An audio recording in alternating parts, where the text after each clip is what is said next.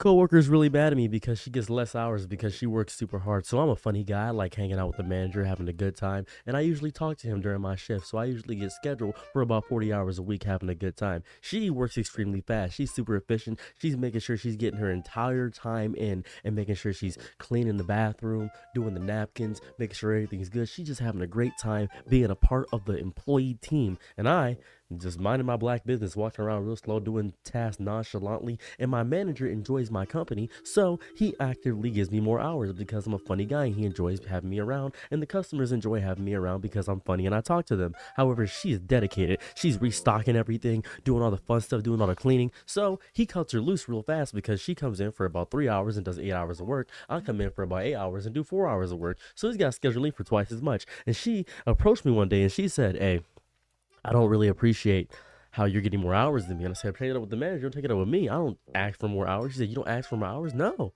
I just come in regularly. You get cut because you work too fast. She says, yeah, I don't need to work slow because we got to get work done. I said, yeah, you're doing the work of like three people. This is great. So three more people can get more hours. You're doing amazing. You are the bottom dollar person. You are the bottom B. I'm so proud of you. If you were getting, in a pimp situation, you'd be the bottom B. And she says, what does that mean? And I said, I'm not going to talk about it because we're on company hours and I don't want you to get the wrong idea. So she urban dictionaries, pimps, and bottom B's, and ends up trying to get me in trouble with my manager. So I'm a little bit confused. I'm a little perplexed. I didn't know he was a snitch and a hard worker. That's usually hard workers, usually snitches. So the manager talks to me and says, listen, I'm not going to really write you up or anything of that variety.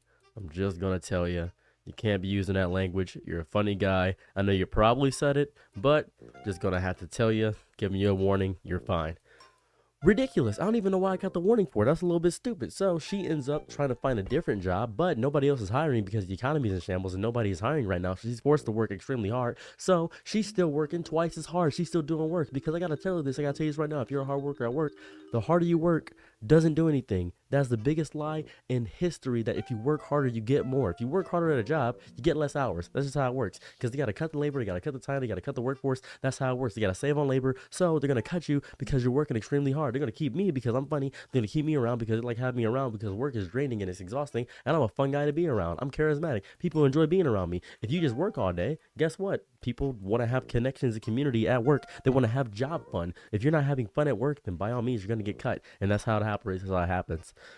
And to you, Angelica, if you ever see this video, sucks to be you. I'm pretty sure you're still working hard right now. So, bye.